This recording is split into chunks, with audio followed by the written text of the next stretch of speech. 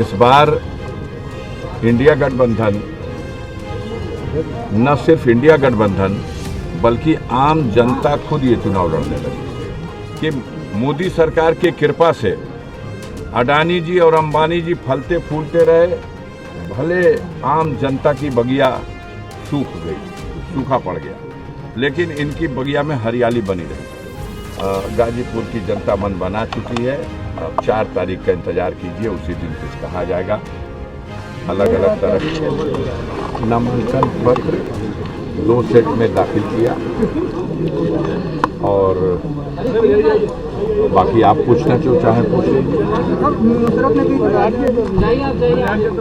भारत निर्वाचन आयोग के नियमों में ये प्राविधान है कि एक कैंडिडेट के होते हुए कोई सब्स्टिट्यूट कैंडिडेट भी नामांकन दाखिल कर सकता है। तो समाजवादी पार्टी ने AB फॉर्म 2 इशू किए।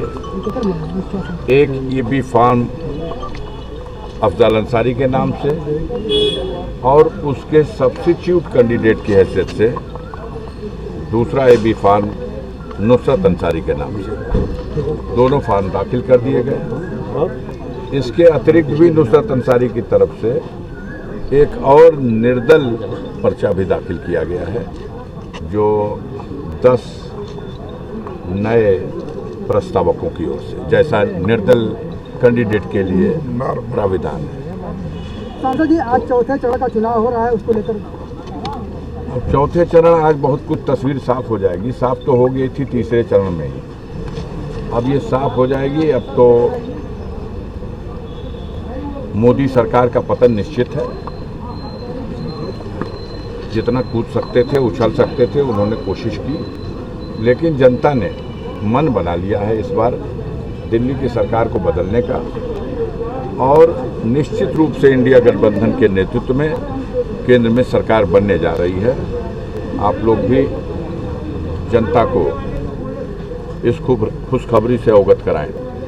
परिवर्तन निश्चित हो चुका है, अब कोई दो राय नहीं। भाजपा प्रत्याशी लगातार आप पर हमला कर रहे हैं। हम हमला नहीं करेंगे। हम वो सज्जन आदमी हैं, बुजुर्ग आदमी हैं, अध्यापक हैं, पढ़ाते हैं। उस गुरुदेव के शान में मैं कोई गुस्ताखी नहीं करूँगा। सांसद जी, जो बीजेपी का नारा है 400 के पार, उस पर क्या कहेंगे? भैया, आप तो कह रहे हैं कि जब सरकार की विदाई होने जा रही है, 200 से नीचे आ रहे हैं, तो अब उस पर और क्या कहा जाए। वो एक सुनहरा सपना था, जनता को उस भौकाल में लेने की कोशिश थी।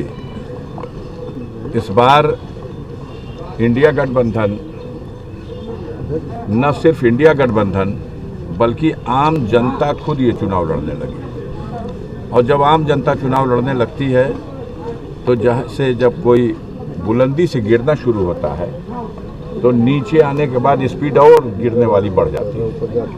वही दशा बन गई है। हर राउंड में बुरा हाल होता जा रहा है। बीजेपी कह रही कि हमने इतना विकास किया कि विपक्ष घबरा गया। घबरा तो गया। अब इस बार चौथे राउंड की वोटिंग चल रही है। उत्तर प्रदेश में 13 सीटें हैं। 13 में 13 सीट जीत गई थी बीजेपी। इस बार क्या हो रहा है उन्नाव में? इस बार क्या हालत है सीतापुर में, लखीमपुर में, इटावा में, कन्नौज में? बड़े अंतर से बुरी तरह से हार रही है। आधी सीटें भी 13 में नहीं निकल पाएगी। सांसद जी, 10 सालों में पहली बार मोदी जी ने अडानी अंबानी का नाम लिया और कहा टेम्पू भर भर के पैसा कांग्रेस को बांटा जाए। बाप रे बाप, यह तो आप लोग देखिए और देश की जनता को बताइए कि आज तक 10 साल में तो ये देखा गया कि मोदी सरकार की कृपा से अडानी जी और अंबानी जी फलते फूलते रहे, भले आम जनता की बगिया सूख गई, सूखा पड़ गया, लेकिन इनकी बगिया में हरियाली बनी रही। अब ऐसी दशा आ गई है कि मोदी जी उन्हीं को लानत मलामत कर रहे हैं। और लेकिन वाहन, बड़ा आधुनिक वाहन का इस्तेमाल नहीं हुआ है। टेम्पू में बैठ करके और रुपया पहुंचाया जा रहा। पता नहीं वो टेम्पू बैटरी से चार्ज होने वाला था या पेट्रोल डीजल से चलने वाला था। अब देख भी रहे, कोई कार्रवाई नहीं कर रहा। हाँ। ये बड़ी चीज है। कितने वोटों से आप जीत रहे हैं? कितने वोटों से जीतने का इस बार आपका अनुमान है? रिकॉर्ड यार ये आप लोग जनता में हो और मेरे से ज़्यादा आप अच्छी तरह से इसका पता लगा सकते हो। गाजीपुर की जनता मन बना चुकी है। अब 4 तारीख का हमसे जुड़े रहने के लिए हमारे YouTube चैनल को सब्सक्राइब करें और नई वीडियो की नोटिफिकेशन के लिए बेल आइकॉन को दबाएं।